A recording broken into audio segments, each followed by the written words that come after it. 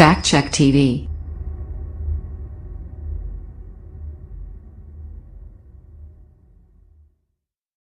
We would like to welcome Jasmine Mateen to Fact Check TV. On the morning of November 21st, 2016, Jasmine Mateen, mother of three, would experience one of the most traumatic nightmares of her life. On the early morning of November 21st, Zaira and her two sisters, Jasmine and Zakari, boarded bus number 366, headed to WOODMORE Elementary School, just like any other child that morning, without a care in the world, and trusting that the bus driver, Johnthony Walker, would get them to and from their designated stop in a safe manner. Okay, Jasmine, can you tell us about Zaira? She turned 7 this year, this January. Well, she'll be 8, January the 10th. She loved school. She loved to sing, dance. She was the life of the party. She was a very funny, silly, outgoing person. She was just there. She was just Fat Fat to us. That's what we call her, Fat Fat. Okay, tell us about what happened the morning of November 21st. Zaira, I got her and let's see, my oldest son up for school. I got her, and then I got my other 3 girls up for school. One of them just wasn't feeling at school that day, so she stayed at home. My son, he went on to school. Zaira, as always, she asked me to fix her edges. She was like, Mama, can you fix my edges? Because they out of control. So, she got the stuff. I fixed her edges. And then she said, thank you, Mama. I love you. I'll see you when I get home from school. I said, I love you too. So, Jasmine, Zakaria, and Zaira all went to the bus stop and went to school like any other day. So, I say about 3:24. Yeah, it was 3:24 when I got the phone call. I was leaving out of Sonic parking lot, and where I was in the drive-through at Sonic parking lot first, and I seen a lot of police officers rushing through the Sonic parking lot because Tally Road is right behind Sonic. And I was telling my husband, I was like, what done happened? One of the buses probably done had an accident. And I left on out of the parking lot and pulled up at the house, but I hadn't even put my car in park yet or anything. And I had got a phone call at 3:24 saying, Miss Mateen, you need to get to Taylor Road. Your kids just had a real bad bus crash. And my daughter Zakari got on the phone. She said, Mama, we can't find Fat Fat. We can't find Fat Fat. So I just sped up to Taylor Road, which is right around the corner from my house. And I know my kids normally get home from school around 3:11 to 3:17 every day. So I gets around there, and a block away, I seen the bus. Like, it was flipped over on its side, and another part was wrapped like up on a tree, and it was split in half. So me and my husband started running up there to the scene, and my daughter started running down to me, carrying my other daughter, Jasmine. Zakari started, running down to me carrying Jasmine, and they both crying. Jasmine's shoes was off. They had got knocked off in the bus crash. They was all bloody up. And they was saying, I can't find, the Zakari said, I can't find Fat Fat. I can't find Fat Fat. Jasmine, she said, Fat Fat, I'm sorry, Fat Fat, I'm sorry. Mama, she dead. She stuck between the seats. And she went into shock. Oh my goodness. So I laid her down and went and got blankets.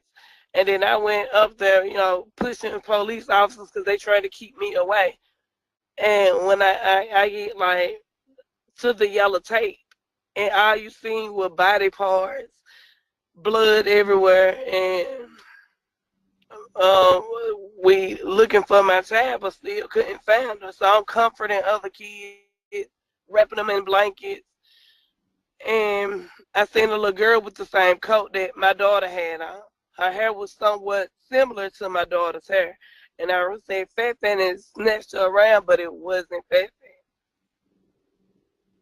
Oh, wow. They took me, they told me to go to the hospital, but my first instinct was, because they said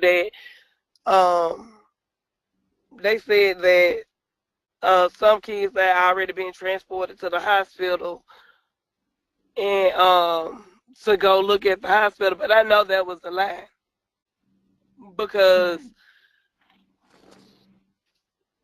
she had because the ambulance couldn't even get up through there to even get to the kids. And so my first instinct was to go to the forensics center. And I went to the forensics center and they when nobody, the man was looking at me but wouldn't open the door. So I left there and went to the hospital. No, I left there and went to my little sister's job. And all I remember, I jumped out in traffic because it's right across the street, somewhat from the forensic center. And I jumped out in traffic and ran. I almost got hit by cars and everything. I'm crying, and my friend had pulled into my sister's job for lunch, and we all rushed up to the hospital. So we looking for him. My daddy, my husband, and Zakari daddy was up at the crash scene with them. And so they comes in the door, and I came out looking for Zahara. As that time went on, they kept on giving us the runaround. So we leave the hospital because they kept on saying that she wasn't there, she wasn't there, she wasn't there. They started saying that kids fell, jumped out of the bus. Some kids flew out of the bus. So I was hoping that she was injured and jumped out the bus and was trying to, find help. And maybe she was laying on the side of the road, or maybe a neighbor had her. So we left, looked in all the hospitals. We started searching the side streets, on the side of the streets and stuff. And we was, trying to find Fat Fat, and we couldn't find her. So we go back to the hospital because the officer said they transported 5 kids to the hospital in his personal car, and they was alive and well. So I get back to the hospital. I goes upstairs to go check on my other 2 kids. And they, my daughter, Jasmine, she was 6 at the time. Her and Zahara both 6. And I asked her, she asked me, she said, Mama, have you found Fat Fat yet? I said, no, baby, we haven't found her yet. We still looking. I came to check on Yaya. And she said, that's because she did. She had on a neck brace and stuff, and then she just, kind of started tearing up. So I went and walked down the hall and started checking on Zaira, and I mean not Zaira, Zakaria, my 10-year-old at the time. And when I went to go check on her, they she asked me, have I found her? And I told her no. I told her no. So she was telling me what happened with the bus driver. What he had said that he asked was they ready to die, that he was speeding, and then he flipped the bus. So I come rushing out the room, storming out the room. I'm mad. So I'm going downstairs. A nurse from the floor told me that they couldn't find me once they found my daughter if I was out walking around. I told her, I said, well, I done sat still. I done walked everywhere. I done looked on the side of the road for my child. Y'all not going to tell me to just sit here and not do nothing. I said, every minute counts. Absolutely. So I left and went downstairs.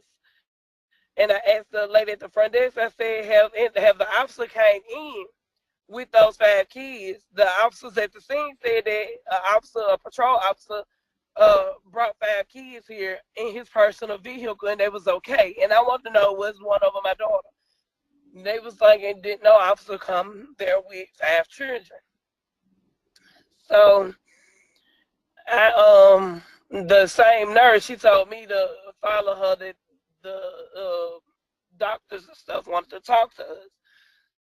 So we all walked with them down a long hall. Then we went down another long hall in the medical mall.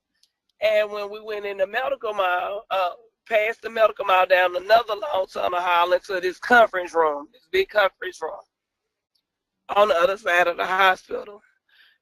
So we goes in there, and a police officer came in there and was like, is everybody here? I was like, everybody but my husband. They said, well, we'll wait for him or whatever. I said, no, y'all tell me now. I said, I done waited long enough. I go and tell I relay the message to my husband. So they all come in the room, the doctors, the nurses, the police officers, and then here comes a detective and a chaplain. So I came in, and when they came in, I was sitting down. They told me to have a seat. So I sat down, and they asked me what was my daughter wearing. I told them a leopard printed coat. She had some red and pink hair bows in her head. I said she had some khaki pants on, and I couldn't remember what shoes she put on that morning. And I couldn't remember the color shirt she had on. And I said she either got on a maroon shirt or a green shirt. And they said, I'm sorry for your loss, your daughter's dead. And Just like that? Yeah, just like that. And I just ran out the room, running up the hall. And a police officer grabbed me and hugged me and was like, I'm sorry. Calm down.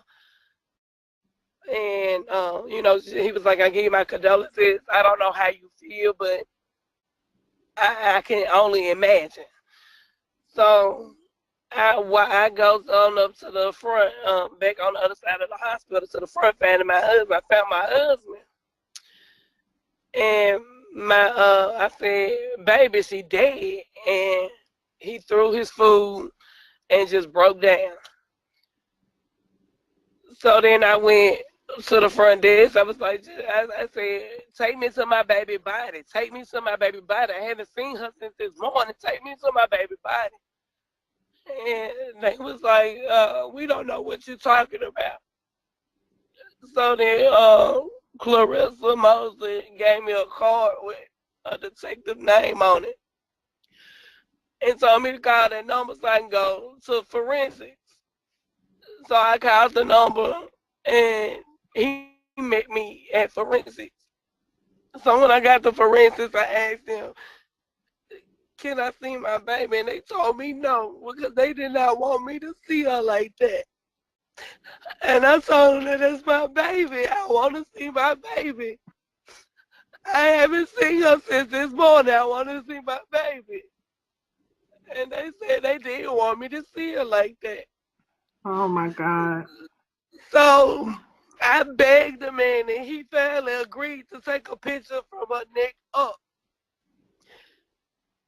And that's how I was able to see my baby. But my baby had wet tears going down her face. And I didn't pay it no mind at that time. So, and her mouth was open and all that. Like, she was moaning for help. Her eyes, she had the little pitiful eyes. Like, she was looking for me to come and save her because she's so used to me always being there. So when I left there, and I didn't even tell my kids in the hospital at the time because they had bad concussions, injury to the neck, a fractured spine, torn ligaments and muscles in their foot. So I just wanted them to rest. They had already seen enough. So after that, It's okay, honey. You can take your time. Please. my babies ended up having to stay in the hospital. I stayed up all night holding my husband because he was crying in his sleep. And then the next morning is when I went to the hospital because we were looking for my husband, wallet. And it was like 5 in the morning, and I seen a news crew outside. So as we leave in the hospital, I goes over there and I told them, I said, I want to tell y'all something. This wasn't an accident. I had wrote a letter. I had been calling up there to the school, to transportation. I had been doing everything to prevent this from happening, to get this man off this bus because of how he was neglecting these kids. How many times has he done this before this time? He's always fed with the kids. He's always made the kids hit their head, slamming on brakes, making them fall out their seat. He's always been reckless with my kids. My kids came home almost every day complaining about him. How he was cussing at them, how he was smoking on the bus at the first day of school. Like, it was a lot of stuff that was going on that I was complaining about, and it got ignored. And he was the same driver from the first day of school until the accident? Yes. Wow. How many reports have you made? I can't even keep track. Like, I can't even give you a number. I know I have complained on him over 20 times. I wrote a letter twice, and I made phone calls and going up to the schools, to the Board of Education. I made phone calls to transportation and everything, and a whole lot of times, and nothing happened. What else do you know about this man that caused the accident? From people coming to me telling me how he ain't never had them all, how he always had it out for little kids, he never liked the kids. I done heard so much about him, how he worshiped the devil. I done heard a lot of stuff about him from his former classmates. Wow. And so when you told the news what happened, what was done after that? Then news reporters started banging on my door. Lawyers started harassing me. People acting like they lawyers. Fake preachers acting like they lawyers. It was a lot.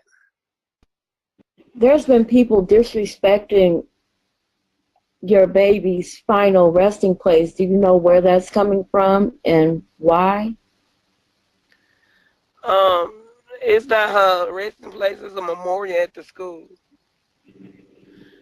And they doing that because of them and my kids. They have been going at it since like the summertime because of them disrespecting my daughter's death. So any reaction that any normal reaction from a child is when somebody disrespects they dead sibling. And not only that, they got two dead siblings. So that's hard for any child, especially while sitting there and you watch your sister take her last breath. So that's hard for any child. So of course they gonna react and they gonna feel some type of way, you know. Yeah. And that's where it has been coming from. So has the school provided any type of counseling for the kids or for the children in general, let alone your children? Yes, it's counselors inside the school. Um, I also have counselors that come to the house as well. So, like,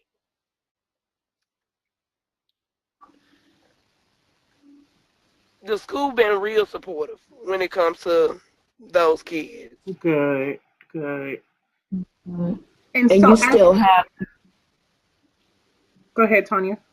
hey, I'm sorry, and you still have them at the same school this year? They was, but we moved out of town. So now we not they're not at that school no more. Good. So as of today, what's going on with the driver of the bus? He's out on bond. Really? Yes, he's been out since October the 4th. That just made my mouth dry. So out on bond. So when Lord have mercy. So basically, when they arrested him, I do see we read somewhere where the kids said that they saw him with a clear substance or something like that. Do they know if he was under the influence? Yes, my kids said that they seen him with some clear liquid inside of a bottle, and they said that it looked like liquor. Not only that, some more drivers had told they supervisor that he had been drinking at lunch. He had a drink at lunch, and that he was acting funny and weird that he shouldn't be driving, and said that the supervisor laughed and let him drive anyway. What? Yeah. Wow. So basically, they have him out on bond, and are you familiar with what charges they charged him with?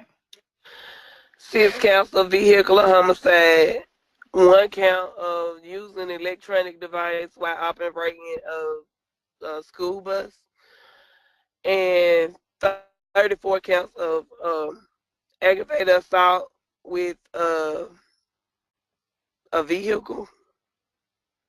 And he has a So bond. right. So how many times have you all been to court since? Since he been out on bond or since this done happened? Since it started from the beginning.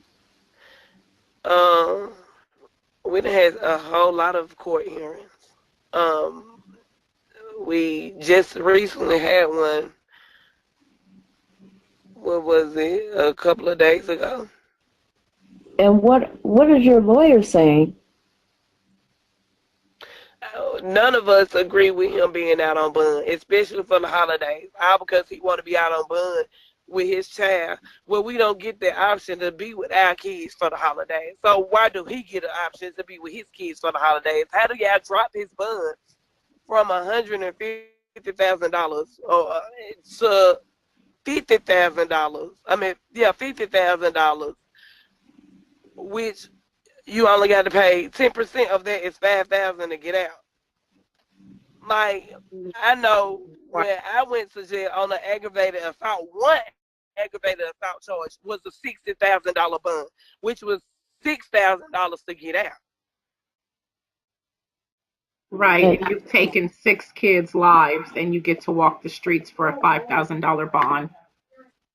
That's not fair. It's not fair to us. It's not fair to the 6 kids who lost their life. It's just not fair, period. Drug dealers get way more time than him. It seems like they get a no bun, or they get a bun so high that they can't make.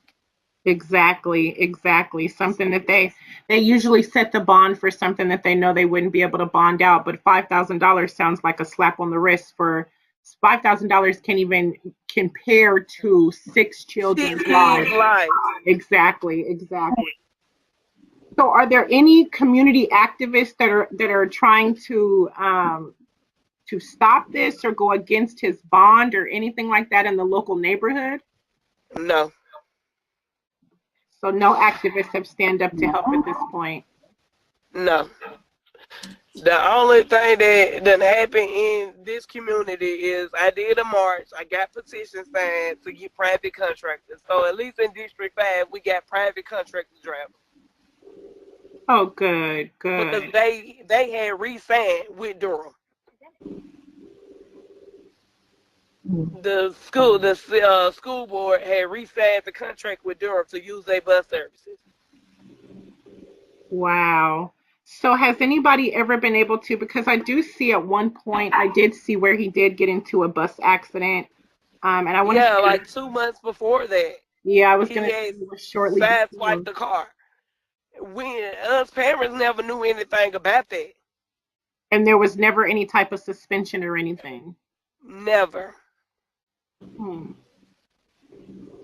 So if there were, the help that they said that they had for us, the resources that they said they had for us, is nobody is there. After 2 months after the bus crash happened, everybody disappeared. well, I do definitely I definitely want to let you know that Fact Check TV, if you need anything from us, we're definitely here. I would like to look and see if we can get some type of a community activist or an activist that would be able to step up to at least be able to assist you guys. As well as, I know this happened a year and a month ago. However, we would like to bring awareness to it, to the situation, because I think we all just got a little stunned because we were not even aware that he was out on bond. We're all thinking that he's incarcerated. So that's He's out on bond. He walked in and out of that courtroom the other day like the rest of us. Like, I didn't go that day because of the fact that I just can't stomach him walking in and walking out like I do. Right. How has this affected you as a mother and your husband and the kids? We always constantly talking about about Fat. I constantly cry. I cry almost every day. My daughter's Jasmine, they was 9 months apart. They was each other's best friends. So it really affected her a lot because that was her lifetime friend, her best friend. And she don't have that no more. And my other 2 girls are older than her.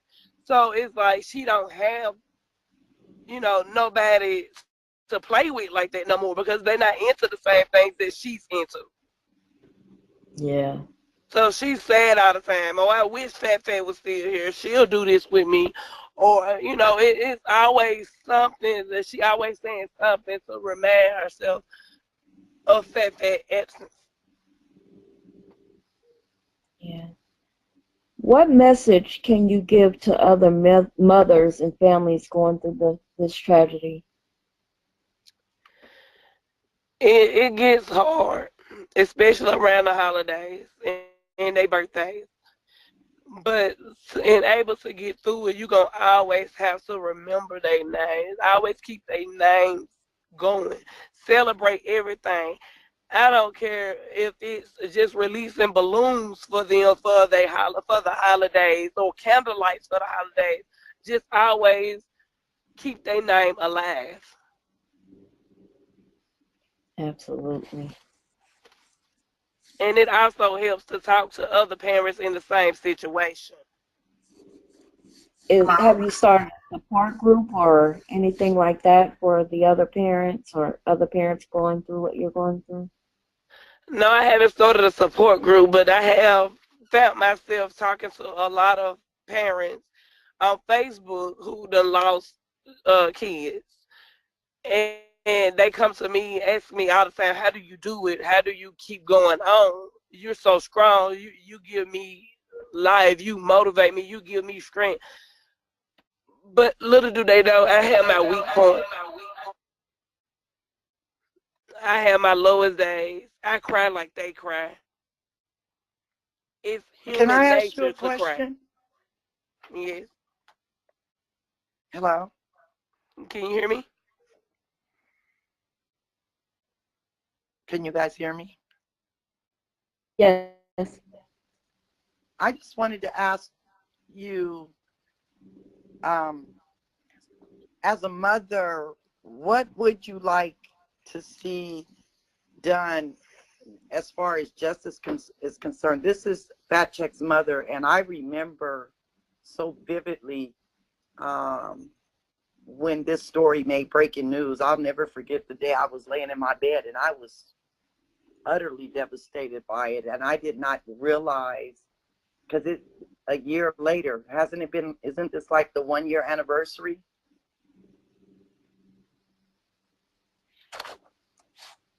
Yeah. Yeah, and I remember seeing the story on the news, and I can remember your story where they were saying that you as a parent had made numerous complaints in regards to this bus driver and his behavior, and that absolutely nothing had been done to rectify it. And I'm just wondering, as a mother, what would you like to see done as far as this individual is concerned? Because I just heard you say he was being allowed to be out on bail.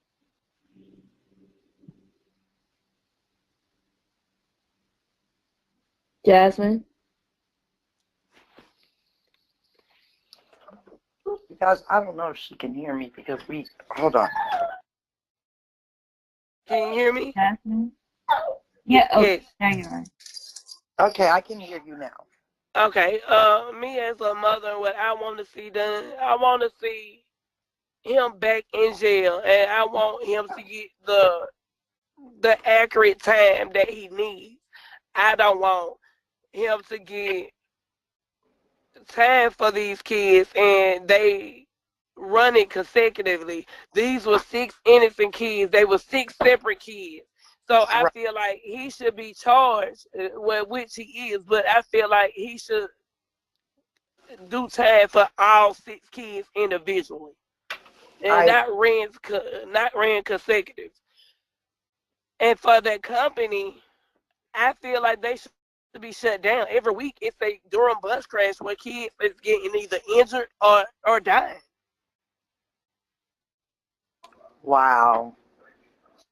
Yeah, I remember so well when the story broke about your children and the other kids on the bus, and I didn't realize that a year later that that you were still going through what you were going through. So I know that we here at Fact Check TV want to do anything and everything that we can to support you, to get your voice heard out there, because you deserve it. Your babies, all of your babies, God rest your baby soul, it's gone, but your other babies that were on the bus with her, all of you all need justice. And I don't think that what they're doing right now rectifies justice to me. It just doesn't. I've never known anyone to be able to commit this kind of crime and be able to get out of jail On bus. Me bond. neither. I feel like they are protecting him. I feel like they are being real lenient with him. Right. And it almost sounds like another cover up or a cover up. I hate to say it like that, but And I've been saying that. Yeah, we got to go lenient with him in order to cover up us, and the mistakes we made, and the fact that we didn't acknowledge this mother when she was making complaints. And because like I said, I remember your story. I remember reading about the multiple complaints you had made against this individual and his behavior on the bus and the way he treated the kids. So it stands out very, very vividly in my mind. And I just want to let you know that my heart is with you. And like I said, we here at Fact Check TV are going to do everything in our power to help you get the justice that I feel not only you, but the rest of the children that was on that bus's parents deserve. Thank you. You're welcome, sweetie. Thank you so much for coming on and talking to us. We know it's really hard to relive this situation over and over again, but we really wanted to, when we saw your story, you know, like Jasmine and Mama J said, we wanted to bring awareness to what you're going through. So we really appreciate it. Thank y'all for having me and listening to me. It's like, because everybody's covering it up. It's like they sweeping it up under the rug. These kids' lives existed, and it's like they're trying to make it to where, like, they didn't exist. Yeah, that's a problem. That's a problem. So, Jasmine, what I'd like But to we're do definitely what I would like to do is we definitely want to keep in touch with you. Like I said, we're going to reach out to a few people. Give us a couple of days. And I believe Tanya has your telephone number, so I'll have Tanya call you, or I'll call you myself. So we can set something up, maybe get some people out there just to be a support for you. But we'll definitely contact you in about a week once we make some phone calls for you, okay? Thank you. You're so welcome. Please, you guys, give the kids kisses and hugs for us. I will do. Okay, bye-bye. thank you. Happy holidays.